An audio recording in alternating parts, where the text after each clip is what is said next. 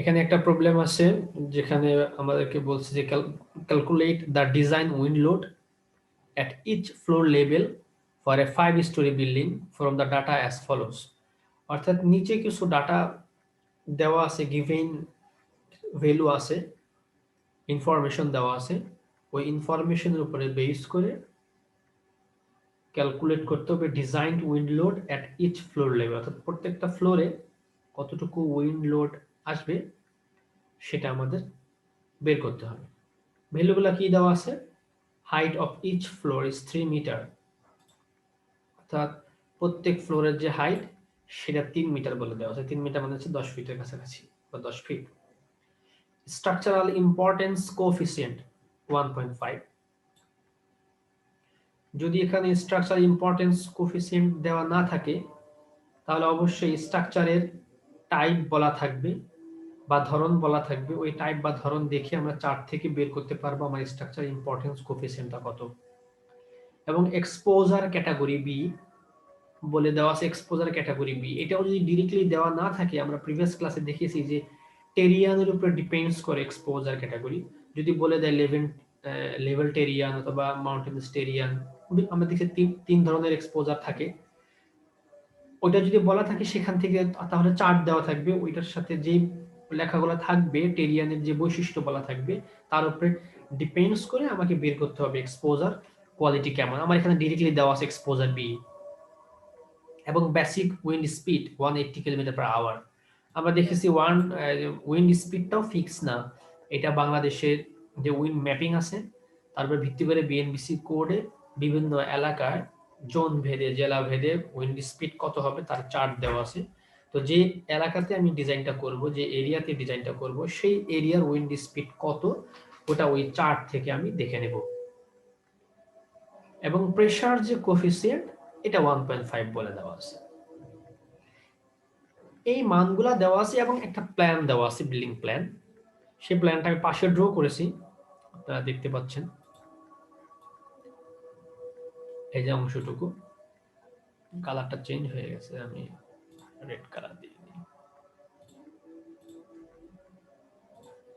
এখানে একটা প্ল্যান আমি ড্র করেছি, যার লেফট টু রাইট দিকে উইন্ড মুভমেন্ট, অর্থাৎ বাতাসের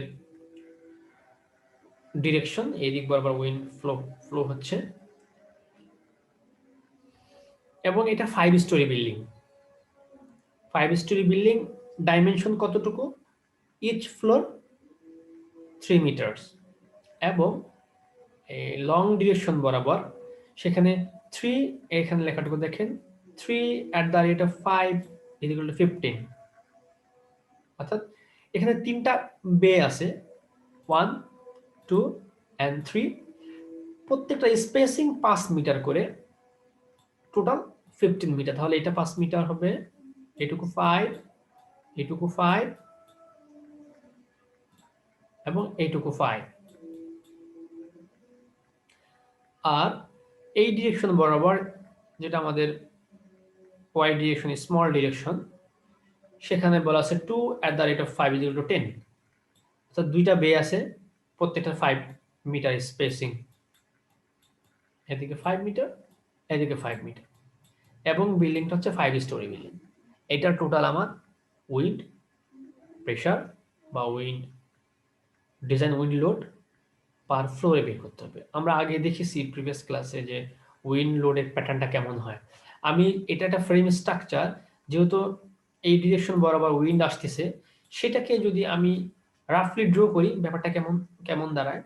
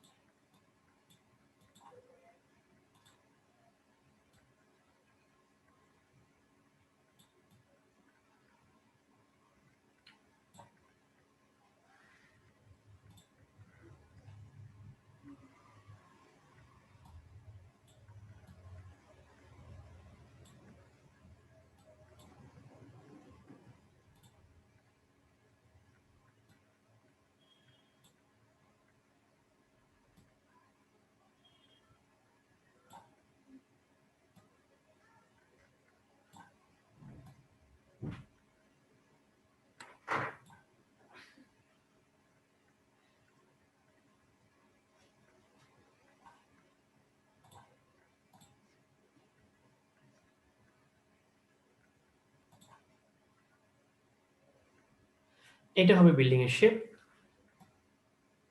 মাঝে আরেকটা বিম থাকবে, সরি আরেকটা কলাম থাকবে, এরকম হবে। এটা একটা ফাউন্ডেশন, তিনটা ফাউন্ডেশন, এই অংশটুকু আমি আলাদা করে এখানে ড্র করেছি। যদি ফ্রন্ট সাইড থেকে আমরা উইন্ডের যে ডিরেকশন, সেই ডিরেকশন বরাবর যদি বিল্ডিং এর শেপটা দেখতে কেমন হবে সেটা যদি আমরা ড্র করি, তাহলে এটা হয় আমার এই রেড মার্কিং করা লেফটের পোর্শনটুকু। এখানে 5টা ফ্লোর দেওয়া আছে। আমাদেরকে ইচ ফ্লোরে এখানকার উইন্ডের ভ্যালু কত হবে, এই লেভেলের লেভেল 3, লেভেল 4, লেভেল 5 ভ্যালুগুলো বের করতে হবে। এখন উইন্ড কোন কোন পয়েন্টে কাজ করবে, যেখানে বিম এবং কলামের যে জয়েন্টিং পোর্শন, সেখানে ওই পয়েন্টটাই একটা উইন্ডের নোড বা নোডাল পয়েন্ট হিসেবে উইন্ডটা কাজ করবে। তাহলে এই পয়েন্টে উইন্ড কাজ করবে, আর এই পয়েন্টে, মিডল পয়েন্টে এবং এই এক্সটার্নাল পয়েন্টে। তাহলে প্রত্যেকটা ফ্লোরে এই 3টা পয়েন্টে টোটাল উইন্ডের লোডটুকু পয়েন্ট লোড হিসেবে কাজ করবে। আদৌ কি ওই একটা পয়েন্টে কাজ করবে, বাকি পয়েন্টে কি উইন্ডের কোনো অ্যাকশন থাকবে না? অবশ্যই থাকবে। বাকি পয়েন্টের টোটাল লোডটাই একটা পয়েন্টে গিয়ে কাজ করবে, যেটা আমাদের ডিজাইন কনসিডারেশনে ল্যাটারাল লোড হিসেবে এটাকে নিতে হবে। তাহলে এই অংশে কোন এরিয়ার লোডটুকু আসবে, এইটুকু ডিস্টেন্স কত, 5, এবং এটা স্পেসিং 5, দুটো মিলে 10। তাহলে আমরা জানি যে কোন একটা বিম বা কলাম তার ডানের এবং বামের যে এরিয়াটুকু আছে, মেকানিক্স আমরা পড়েছি, বাম থেকে বামে যে বে থাকে তার অর্ধেক, এবং ডানে যে বেটুকু থাকে তার অর্ধেক এরিয়ার লোড সে ক্যারি করে। তাহলে এই মিডল যে অংশটুকু, সে এই 5 এর অর্ধেক 2.5 এইটুকু লোড নিবে এবং এইটুকু লোড নিবে। তাহলে এই মধ্যবর্তী ডিসটেন্স কত হবে, এটুকু তাহলে তো 5 হবে স্যার। এটুকু 5 হবে, এবং এখানে কতটুকু পড়বে স্যার 2.5। 2.5, এইটুকু 2.5।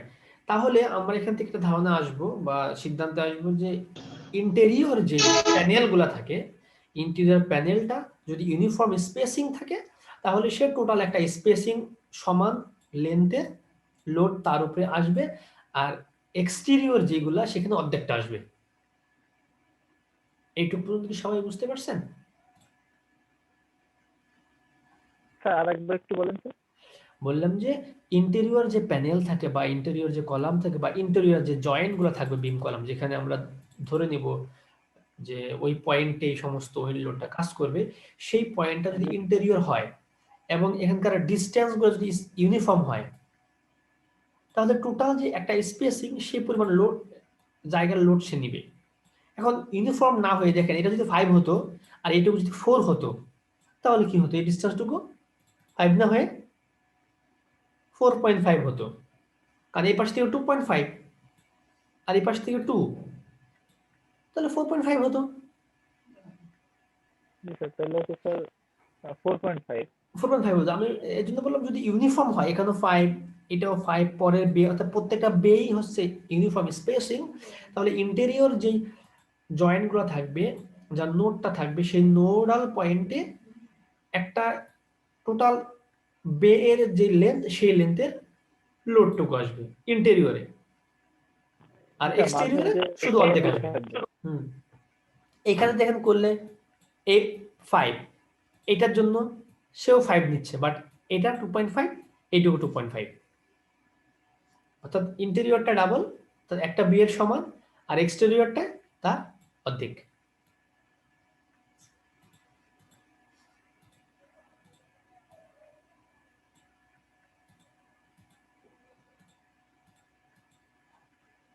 এখন আমরা আমাদের প্রবলেম সলভের দিকে আগাই, কিভাবে আমরা প্রবলেমকে সলভ করতে পারি।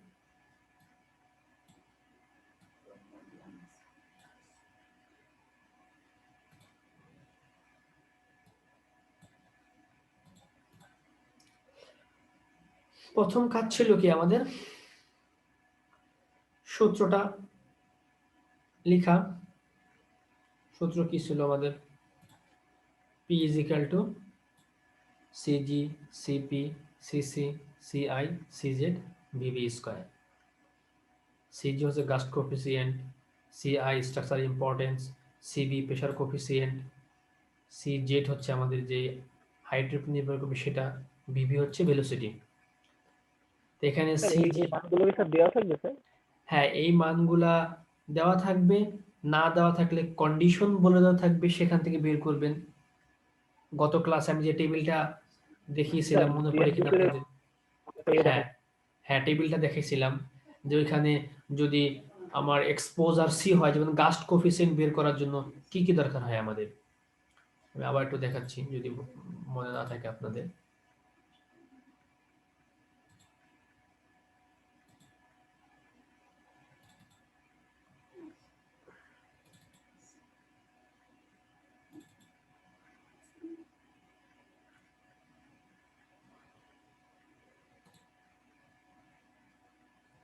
এই টেবিলটা উল্টো হয়ে গেছে না, রোটেট করে দিই।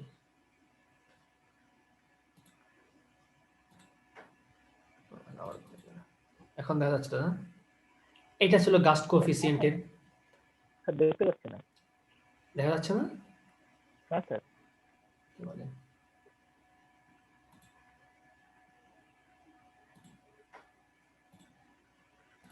এখন দেখা যাচ্ছে? জি স্যার এখন দেখা যাচ্ছে। হ্যাঁ, এখানে গাস্ট কোফিসিয়েন্ট নির্ভর করে কিসের উপরে? এক্সপোজার। আমাদের এক্সপোজার কি? বি। এবং height above ground level, ground লেভেলের উপরে কোন হাইটে করব আমরা? আমাদের কয়তলা বিল্ডিং ছিল? 5 তলা। এবং প্রত্যেকটা ফ্লোরের মিটার ছিল কত? 3 মিটার করে, তাহলে 3 5 15 হবে।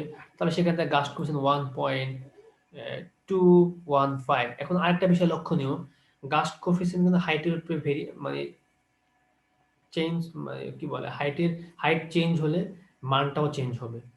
এক্সপোজার দেওয়া আছে বি। এখন কথা হলো এক্সপোজার যদি দেওয়া না থাকে সেটা কিভাবে, কোথা থেকে বের করব?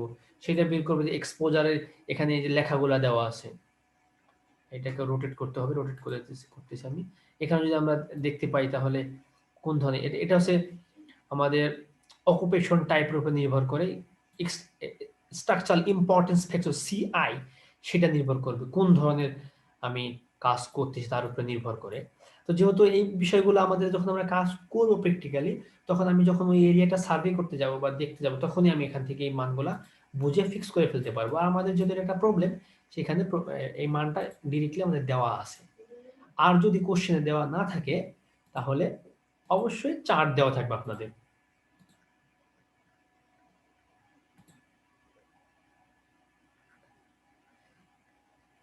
তাহলে এখানে আমাদের সিআই এর মান কত দেওয়া আছে দেখেন, স্ট্রাকচারাল ইম্পর্টেন্স 1.5 বলে দেওয়া আছে, এটা 1.5।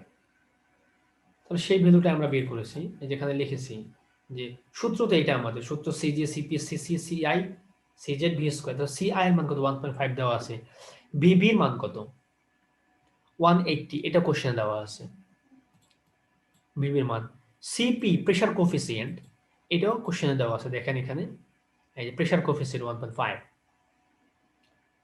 এই মানগুলো না দেওয়া থাকলে অবশ্যই চার্ট দেওয়া থাকবে এবং কন্ডিশন বলে দেওয়া থাকবে। কন্ডিশনের সাথে চার্টে মিলে আপনার মানগুলো বের করবেন।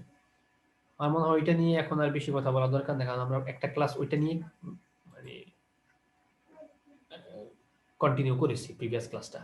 আর এখানে এই অংশটুকু হচ্ছে যেটা আমি কিছুক্ষণ আগে বললাম সেটাই, যে ইন্টারনাল প্যানেলে বাকি 50%, বাকি 50% এক্সটার্নাল, এটুকু দেখার দরকার নাই। এটা আমি বলেছি এর আগে, কিছুক্ষণ আগে বললাম যেটা, যে বে যদি ইউনিফর্ম হয় তাহলে ইন্টেরিয়রটা দুই পাশে 50-50 করে সে টোটাল হাফ নিবে, মানে 50-50 করে টোটাল একটা বের সমান হবে। আর এক্সটেরিয়র যেগুলা সেগুলা শুধুমাত্র 50% থাকবে। সেটা কেমন থাকবে এটা তো আপনারা বুঝতে পারছেন। তাহলে মানগুলো যদি আমি ইনপুট দিই এখানে, সিপি, এটা হচ্ছে সিপি সিআই এর মান, স্ট্রাকচার ইম্পর্টেন্স এর মান দিলাম 1.5, এবং সিসি এর মান অলরেডি আমরা জানি যে কনভার্সন ফ্যাক্টর যেটা 47.2 × 10⁻⁶, এটা হয় এমকেএস ইউনিটে, আর এপিএস ইউনিট হলে 0.00215 সামথিং একটা মান আছে। ওইটা ইউনিট দেখে এটা আপনাদের মনে রাখতে হবে। এটা ইউনিট দেখে আপনারা নিজেরা বসাবেন যে কতটুকু হবে। মনে আছে কোন মানটার কথা বলতেছি আমি? জি sir, 472 into 10 to the power -6। হ্যাঁ, হ্যাঁ। ওইটা তো এমকেএস ইউনিট, আরটা আছে এফপিএস। যদি এফপিএস এ থাকে তাহলে আরেকটা ভ্যালু হবে। ওই ভ্যালুটা আপনাদের মনে রাখতে হবে। এটা কিন্তু কোশ্চেনে দেওয়া থাকবে না। যদি না দেওয়া থাকে আবার বললেন স্যার কোশ্চেন তো ভুল আছে, আপনি আমাদের পড়ালেন একটা দিলেন একটা আরেকটা, বিষয়টা কিন্তু এরকম না। কারণ এটা আপনাদের মনে রাখতে হবে। আমি আগের ক্লাসেও বলেছি যে এই ভ্যালুটা দেওয়া থাকবে না।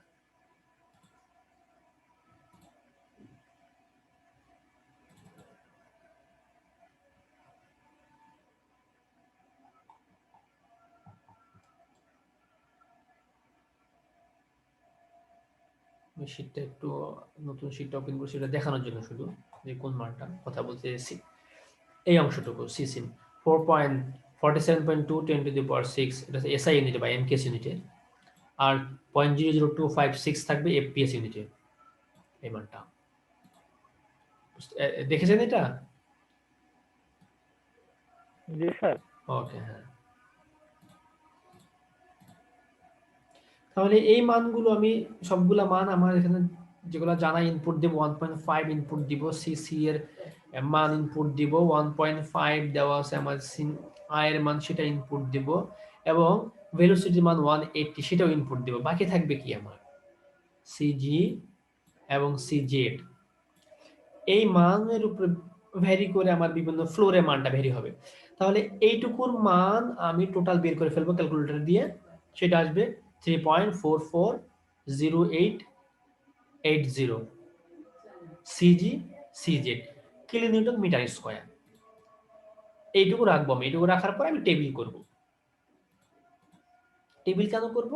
কারণ সিজির মান গাস্ট কোএফিসিয়েন্ট আমরা কিছুক্ষণ আগে দেখলাম ফিগার থেকে, সিজির মান হচ্ছে হাইটের উপরে নির্ভর করে। আমি টপ ফ্লোরের জন্য হাইট কত 15, কিন্তু প্রত্যেকটা ফ্লোরের হাইটে কি 15? এটা যদি আমার বিল্ডিং হয়, এই টপ ফ্লোরের হাইট 15, যেহেতু 5 তলা বিল্ডিং প্রত্যেকটা হাইট 3 মিটার, কিন্তু গ্রাউন্ড ফ্লোরটা কত 3। এখানে উইন্ড লোড যতটুকু আসবে টপে কি ততটুকুই আসবে, বেশি বা কম হবে সেটা আমরা দেখবো, কম হবে বেশি হবে এটা ডিপেন্ডস করবে গাস্ট কোএফিসিয়েন্টের উপরে। সেটার জন্য আমরা এখানে রাখলাম, এবং সিজেড হাইট কোএফিসিয়েন্টের উপরে। তাহলে আমরা লিখবো ফ্লোর লেভেল 1 তার হাইট কত 3, ফ্লোর লেভেল 2 6 9, এরপরে 12, এরপরে ফিফথ ফ্লোর 5 তলা গিয়ে 15। সিজে গাস্ট কোএফিসিয়েন্ট কত ওই 4 থেকে নেব। এক্সপোজার কোয়ালিটি এই বরাবর এক্সপোজার থাকবে আর এই বরাবর হাইট থাকবে। এক্সপোজার বি ছিল, বিতে বি বরাবর হাইটে 3 এর জন্য যেই ভ্যালু সেটা নিব, 6 এর জন্য যেটা সেটা নিব, 9 এর জন্য নিয়ে এই টোটাল লিখে ফেলবো এখানে। আমরা 5 এর জন্য লিখেছিলাম 1.215, একটু আগে মনে পড়ে 1.215, সেটাকে আমরা জি 1.22 স্যার। লিখেছি। এইভাবে প্রত্যেকটা হাইটের জন্য এক্সপোজার কোয়ালিটি বি হলে সেটার মান কত হবে লিখে ফেলবো, এবং সিজেড এইটুকুর মানও ভ্যারি করবে, ওই 4 থেকেই পাবো আমরা।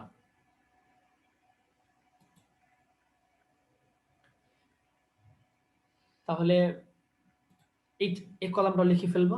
এই কলাম লেখার পরে আমার এই সূত্র দরকার হবে। 1 নাম্বার ইকুয়েশন এইটা দেখেন লেখা আছে কি উইন্ড প্রেসার এপি। এই উইন্ড প্রেসার আমি এখন বসাবো আমার ফার্স্ট ফ্লোরে, অর্থাৎ এই সিজেড এবং সিজি এই মানটুকু বসাই দিব, সাথে এটা মাল্টিপ্লাই হবে 3.440880, মাল্টিপ্লাই করলে প্রথম ফ্লোরের জন্য মানটা আসবে 3.63, সেকেন্ড ফ্লোরে 3.86, পরের ফ্লোরে 3.99, তারপরের ফ্লোরে 4.49, তারপরের ফ্লোরে 4.74। এইটুকু কিন্তু আসলো আমার pressure kilo newton per metre square, আর টোটাল যে লোড সেটা কিন্তু কিলো নিউটনে আসবে। সেটার জন্য কি করতে হবে আমাকে এরিয়া দিয়ে মাল্টিপ্লাই করতে হবে। ইউনিটটা দেখেন, লোডের একক কি শুধু কিলো নিউটন অথবা পাউন্ড অথবা কেজি, কিন্তু এখানে সাথে একটা পার মিটার স্কয়ার, প্রত্যেক মিটার স্কয়ার এত কিলো নিউটন। তাহলে টোটাল সারফেস এরিয়া কত, এরিয়া দিয়ে মাল্টিপ্লাই করতে হবে। মাল্টিপ্লাই করলে আমরা টোটাল সারফেস এরিয়া পেয়ে যাব। সারফেস এরিয়া কোথা থেকে পাবো? Surface area building plan shape থেকে পাবো। এটা যদি হয় আমাদের সেই 5 তলা বিল্ডিং যেটা আমি একটু ড্র করছিলাম, তাহলে এই প্রথম যে ফ্লোর, প্রথম ফ্লোরে আগের মতো আমাদের সেই কনসেপ্ট, সে তার উপরের অর্ধেক ফ্লোরের এরিয়া এবং নিচের অর্ধেক ফ্লোরের এরিয়াটুকুর যে লোড টোটাল সেটা আসবে প্রথম ফ্লোরে। তাহলে প্রত্যেকটা হাইট কতটুকু করে? 5 করে। তাহলে এখানকার 2.5, এখানকার 2.5, টোটাল 5 নিবে সে। তাহলে এরিয়া বের করবো কিভাবে? দৈর্ঘ্য ইনটু প্রস্থ, এটুকুর মান 5 পাইলাম, এটুকু কত? 5 যোগ 5, এটুকু হচ্ছে 10।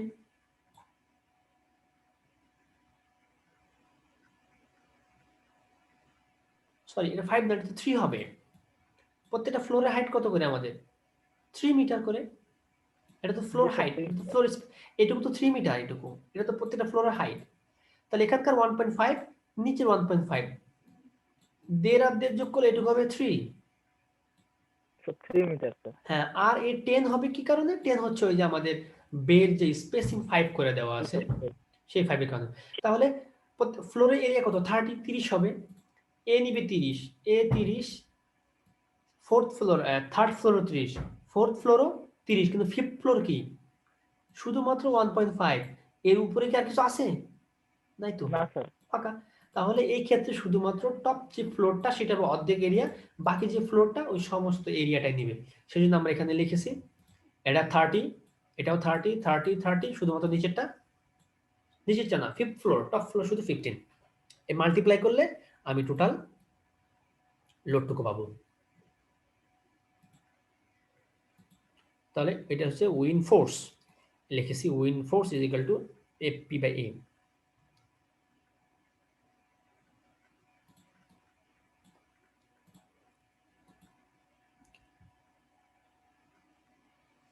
এইটুকু বুঝতে পারছেন?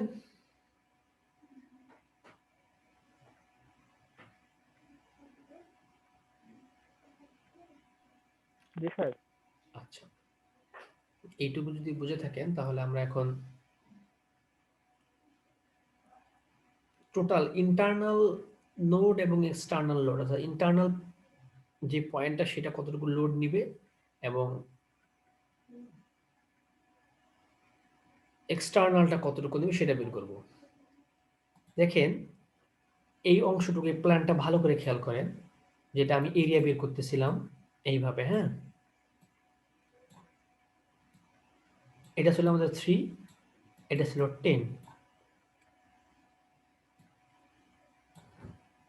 আমি একটু কালারটা চেঞ্জ করে নিই, সাদা করে নিতে আমি বুঝতে সুবিধা, সাদা করলে তো বোঝা যাবে না, লাল করে নিই।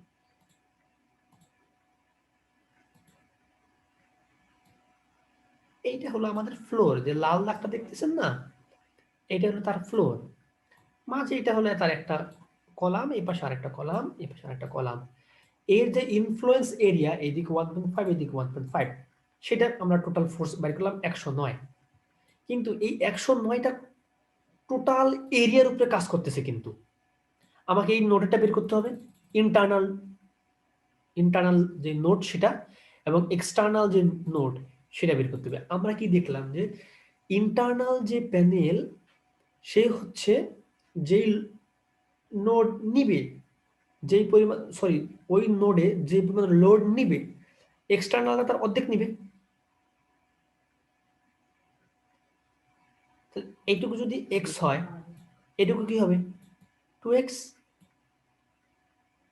জি স্যার। এটুকু এক্স। জি স্যার, দুই পাশে x আর মাঝখানে 2x। তাহলে এই 4x ইজ ইকুয়াল টু কত হবে? এই 109, স্যার। ফার্স্ট ফ্লোরের যে জি স্যার। টোটাল 109 লোড আসলো, এটা মিলে 4x। তাহলে মধ্যবর্তী সে কতটুকু নিবে? 2x। তাহলে 2x করতে হলে কি হবে? উভয় পক্ষে 2 দ্বারা ভাগ করতে হবে, 109 ভাগ 2, 2x হবে। এই 2xটা হচ্ছে এইটার অংশ। তো টোটাল যে ফোর্সটা পেলাম আমি এফ, এই এফ কে কি 2 দ্বারা ভাগ করলে মাঝারটা পাওয়া যাচ্ছে না, সেজন্য আমি এখানে f/2 দিয়েছি। আসলে এই মেকানিজমটুকু মেনটেন করে তারপর এখানে f/2 হবে, এটুকু বোঝানোর জন্য বললাম আর কি। আপনার ডিরেক্ট ইন্টারনাল নোড f/2 দিয়ে দিবেন। বুঝতে পারছেন? জি স্যার। আর যদি এক্স হচ্ছে এক্সটার্নাল লোড, তাহলে এটাকে যদি এক্স করতে যাই তাহলে আরো 2 দ্বারা ভাগ করতে হবে।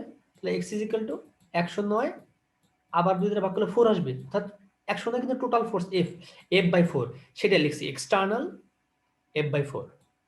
এখন এটাকে F/2 করবেন, F/4 করলে টোটাল মানটা পেয়ে যাবো আমরা। এই পর্যন্ত হলো এটুকু সমাধান বা সলিউশন।